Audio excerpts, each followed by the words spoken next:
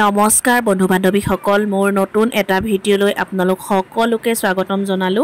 আজি এটা বিশেষ দিন 2024 বৰ্ষৰ লোকসভা নিৰ্বাচনৰ দিন। সেয়ে আমিও ভোটদান কৰিবলৈ বুলি ওলালো। আমাৰ ভোট গ্ৰহণ কেন্দ্ৰটো আমাৰ ঘৰৰ পৰা অকণমান দূৰ হয়। দূৰ মানে বৰ বিশেষ দূৰ নহয়, 1 কিলোমিটাৰ মান হয়। আৰু এয়া আমি সকলোৱে ভোট দিবলৈ বুলি ওলাইছো। এয়া আমাৰ গাঁৱৰ পৰিৱেশ আৰু আমি এয়া ডাংধৰা চাৰিআলি পালোহি। ডাংধৰা চাৰিআলিৰ পৰা সোঁহাতেৰে গ'লে মাধৱপুৰ পোৱা যায় আৰু এয়া ৰাস্তাৰ পৰিৱেশ।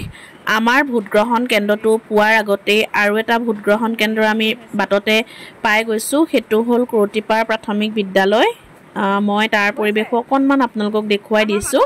এয়া ৰাস্তাৰ কাষৰ পৰিৱেশ, টেবুল কেইখনত যথেষ্ট সংখ্যক মানুহ দেখা গৈছে আৰু ইয়াতো যথেষ্ট লোকৰ সমাগম হৈছে। বহু সংখ্যক মানুহে ইয়াতো ভোটদান কৰিছে আৰু আমাৰ কেন্দ্ৰটোলৈ ইয়াৰ পৰা অকণমান দূৰ যাব লাগিব।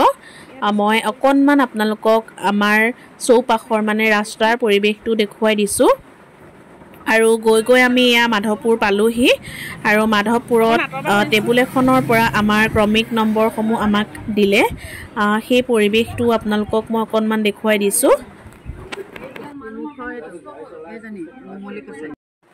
মই টেবুল কেইখনৰ মানুহবিলাকক অকণমান দেখুৱাই দিছোঁ চৌপাশৰ পৰিৱেশটো।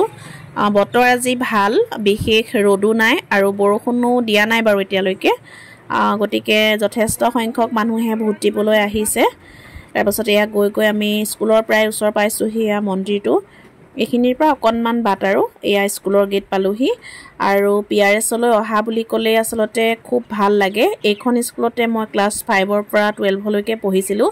গতিকে স্কুলখনৰ লগত বিশেষ আৱেগ জড়িত হৈ আছে। যেতিয়া স্কুলখনলৈ যাওঁ মনটো খুব ভাল লাগে। তাতে আমাৰ স্কুলখন খুব ধুনীয়া, বসন্তৰ পৰশ পাই স্কুলখনৰ পৰিৱেশ খুব ধুনীয়া হৈ পৰিছে। এয়া চৌপাশে গছ লতাবিলাকত সেউজীয়া বৰণ, ইমান ধুনীয়া লাগিছে। সেইকাৰণে মই এইখিনি ভিডিঅ' কৰি আনিলোঁ। চৌপাশৰ যি সুন্দৰ পৰিৱেশ, যি মোহনীয় পৰিৱেশ, সেই পৰিৱেশে আচলতে সকলোকে আকৰ্ষণ কৰে আৰু বহু দিনৰ মূৰতহে আচলতে স্কুলখনলৈ যোৱা হয়। এয়া আহি আমি ভোটগ্ৰহণ কেন্দ্ৰটোৰ একেবাৰে নিচেই ওচৰ পাইছোঁহি আৰু বাটতে ভোট দি ওলাই অহা মানুহবিলাকক লগ পাইছোঁ। এয়া তেওঁলোকে ভোট সাব্যস্ত কৰি ওলাই আহিলে।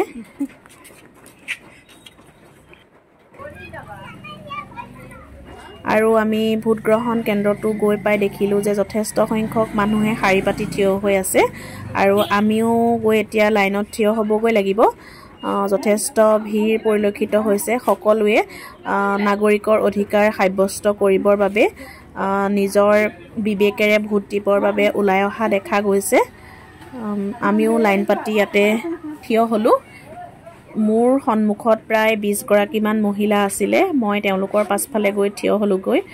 দেৰি হ'লেও উপায় নাই, যিহেতু ভোট দিবই লাগিব। গতিকে অলপমান দেৰি ৰ'লোঁ আৰু তাৰপাছতে মই ইয়াৰো পৰিৱেশটো আপোনালোকক অকণমান দেখুৱাই দিছোঁ। যথেষ্ট সংখ্যক মানুহৰ সমাগম হৈছে। সকলোৱে ভোটদান কৰিবলৈ আজি ওলাই অহা দেখা গৈছে।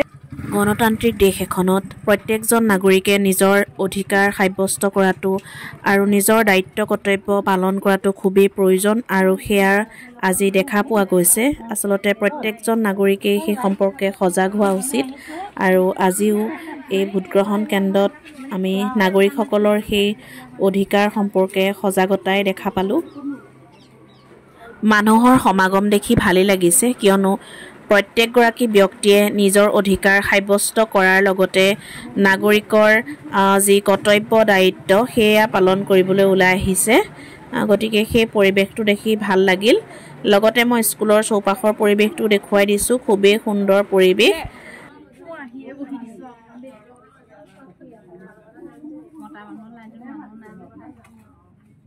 মই তোমাৰ পিছত বুলি আহি ৰখি আছো। ভিৰ হৈছে একেলগে।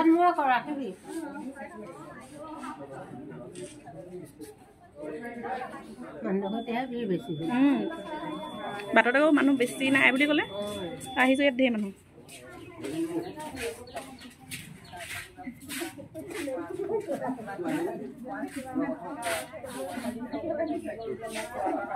দিলে সঁচাকৈ লাইনটো আগবঢ়াই নাই নহয়।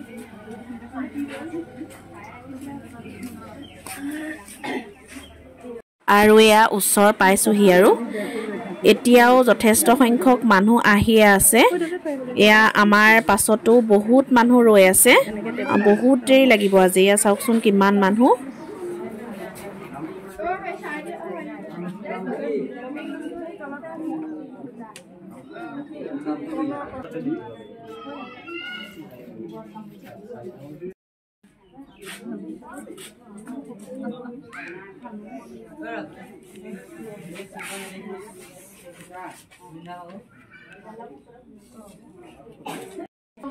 বহু সময় ৰোৱাৰ অন্তত ভোটদান কৰিব পাৰিলোঁ আৰু ওলাই আহি দেখিছোঁ বাহিৰত এতিয়াও যথেষ্ট সংখ্যক মানুহ শাৰী পাতি ৰৈ আছে। আমাৰ ভোটগ্ৰহণ কেন্দ্ৰটোৰ উপৰিও ইয়াত আন এটা ভোটগ্ৰহণ কেন্দ্ৰটো আছে। সেইটো হৈছে 196 নং ভোটগ্ৰহণ কেন্দ্ৰ। সেই কেন্দ্ৰটোৰ পৰিৱেশো মই দেখুৱাই দিলোঁ। একেখন স্কুলতে দুটা ৰুমত পৃথক পৃথকভাৱে হৈছে। তাৰ পাছতে স্কুলখনৰ চৌপাশে এপাক ঘূৰিলোঁ, যিহেতু বহুদিনৰ মূৰত আহিছোঁ আৰু যেতিয়াই স্কুলখনলৈ যোৱা হয় স্কুলখনৰ চৌপাশ এবাৰ নোচোৱাকৈ নাথাকোঁ আৰু আজিও মই সেইকাৰণে চৌপাশে এবাৰ চালোঁ। ইমান ধুনীয়া হৈ আছে, ইমান ধুনীয়াকৈ গছপাতবিলাক নতুনকৈ কুঁহিপাত ওলাইছে। চৌপাশৰ পৰিৱেশ খুবেই ধুনীয়া। PRS বুলি ক'লে আচলতে সেউজীয়া গছ গছনিৰ কথাই প্ৰথম মনলৈ আহে।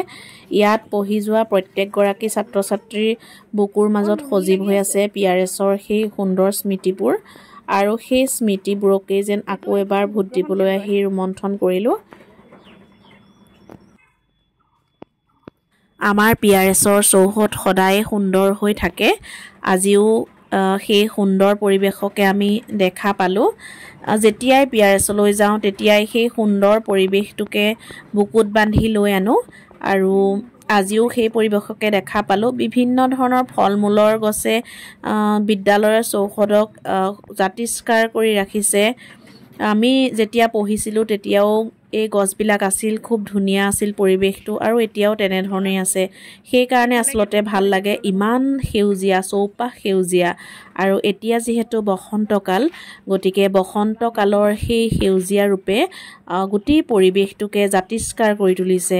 গতিকে মই বিদ্যালয়খন আপোনালোককো দেখুৱালোঁ। বিদ্যালয়খনৰ পৰিৱেশটো আচলতে মই নেদেখুৱাকৈ থাকিব নোৱাৰোঁ। আৰু এইজোপা বাওঁফালে বকুল গছ, এইজোপাৰ লগত বহুত স্মৃতি জড়িত হৈ আছে। এয়া সোঁফালে প্ৰিন্সিপাল মেমৰ অফিচ। খুব ধুনীয়া পৰিৱেশ, চৌপাশ সেউজীয়া। লাহে লাহে এতিয়া ফুলবিলাক ফুলি উঠিব। এইখিনিতে এজোপা ৰাধাচূড়াৰ গছ আছে, সেই ৰাধাচূড়াজোপা ফুলিলে খুব সুন্দৰ হয়। আৰু এয়া জবা ফুলৰ গছ, বিভিন্ন ধৰণৰ ফুলবিলাক আছে, লাহে লাহে ফুলি উঠিব যিহেতু বসন্তকাল।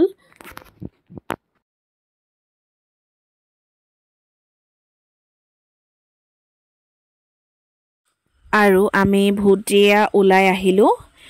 এয়া বাওঁহাতে অডিটৰিয়াম।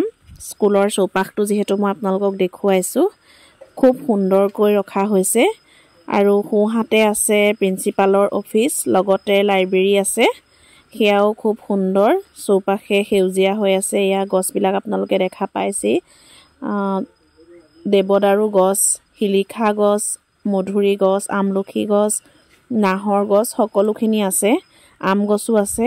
মুঠতে বিদ্যালয় কেম্পাছত নথকা একো যেন গছেই নাই।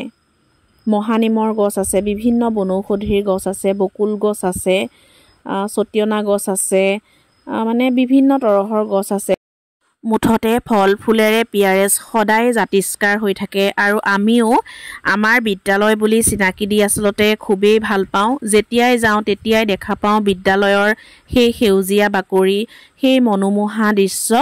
আৰু ইয়ালৈ যি এবাৰ আহিছে প্ৰত্যেকেই এই বিদ্যালয়খনৰ পৰিৱেশটোৰ কথা, প্ৰাকৃতিক সৌন্দৰ্যৰ কথা নোকোৱাকৈ নাথাকে।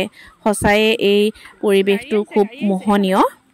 সেয়ে আপোনালোককো মই দেখুৱাইছোঁ। এয়া চাইকেল ষ্টেণ্ড সোঁফালে। তাৰপাছতে অকণমান গৈ বাওঁহাতে এয়া বাল্য নিবাস।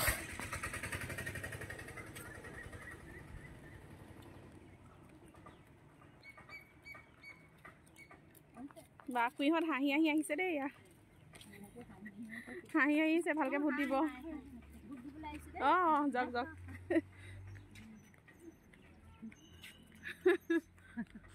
এয়া বাওঁহাতে বাল্য নিবাস খুব সুন্দৰ পৰিৱেশ বাল্য নিবাসৰ সন্মুখভাগো খুব ধুনীয়া আমাৰ PRSৰ কেম্পাছতে বাল্য নিবাসো আছে তাৰপিছতে ইয়াতে জিৰণি চৰাও আছে এইটো ফিচাৰী পাৰত সেয়া নাৰিকল গছ সোঁহাতে সেইটো জিৰণি চৰা প্ৰত্যেকটো বস্তুৱে ইমান ধুনীয়া বা বিদ্যালয়ৰ পৰিৱেশটো আচলতে ইমানেই ধুনীয়া যে মই কৈ আচলতে ভাষাৰে যেন বৰ্ণনা কৰিব নোৱাৰিম এইজোপা নুনি গছ এইজোপা আমি আগতে খুব খাইছিলোঁ তাৰপাছতে এয়া নুনি গছৰ কাষতে আছে এইজোপা বগী জামুক এতিয়াও লাগি আছে আমি পঢ়ি থাকোঁতেও এনেদৰে লাগি আছিলে আৰু ল'ৰাবিলাকে সাধাৰণতে গছত উঠিও এই বগী জামুজোপা খাইছিলে তাৰপিছত সেই শিলবিলাকত আমি আগতে বহিছিলোঁ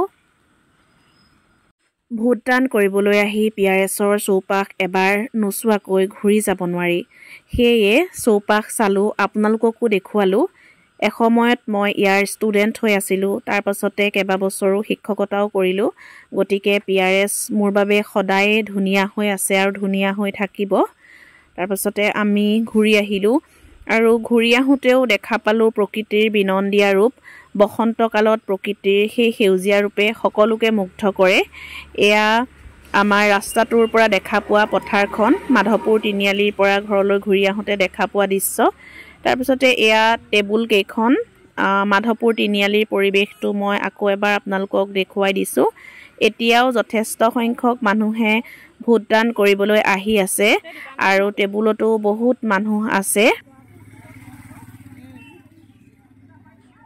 বহুদিনৰ মূৰত ভোটদান কৰিবলৈ আহি মাধৱপুৰখন দেখা পালোঁ বহুদিন মই এইফালে অহা নাছিলোঁ নিজৰ স্কুলখনো দেখা পালোঁ স্কুলখনৰ পৰিৱেশটো আপোনালোকক দেখুৱালোঁ লগতে মই বাটে দেখা পোৱা সেই পৰিৱেশটো অকণমান দেখুৱাইছোঁ যিহেতু এইটো ৰাস্তাত মই বহুদিন অহাই নাছিলোঁ চৌপাশ খুব সুন্দৰ হৈ পৰিছে বসন্তৰ ৰঙেৰে চৌপাশ উজ্জ্বল হৈ আছে বাটে বিভিন্ন ধৰণৰ ফুলবিলাক ৰমক-জমককৈ ফুলি আছে আৰু এয়া মানুহৰ পদূলিত ফুলি থকা তগৰ ফুল একেবাৰে আমুলমুলাই আছে বৰষুণ পৰি অকণমান তগৰ ফুলবিলাক নষ্ট হৈছে যদিও এতিয়াও যথেষ্ট তগৰ ফুলজোপাত ফুলি আছে মই সেই পৰিৱেশটোকো অকণমান মোৰ কেমেৰাৰে ধৰি ৰাখিবৰ যত্ন কৰিলোঁ খুবেই সুন্দৰ পৰিৱেশ মুঠতে বসন্তকালত প্ৰকৃতিয়ে চৌপাশ একেবাৰে ধুনীয়াকৈ সজাই থৈছে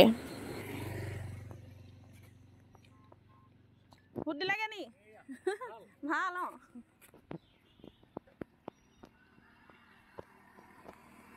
দূৰত সেয়া নগা পাহাৰ খুব ধুনীয়াকৈ জিলিকি আছে আৰু এয়া আহি আমাৰ গাঁৱৰ ৰাস্তাটো পালোহি এইখিনিৰ পৰা আমাৰ ঘৰলৈ বেছি দূৰ নহয় আজিৰ দিনটোৰ কিছু স্মৃতি আপোনালোকক দেখুৱালোঁ আপোনালোকেও নিশ্চয় আপোনালোকৰ অধিকাৰ সাব্যস্ত কৰিলে নাগৰিকৰ দায়িত্ব পালন কৰিলে আপোনালোক সকলোলৈকে ধন্যবাদ জনালোঁ পুনৰবাৰ নতুন এটা ভিডিঅ'ত লগ পাম ধন্যবাদ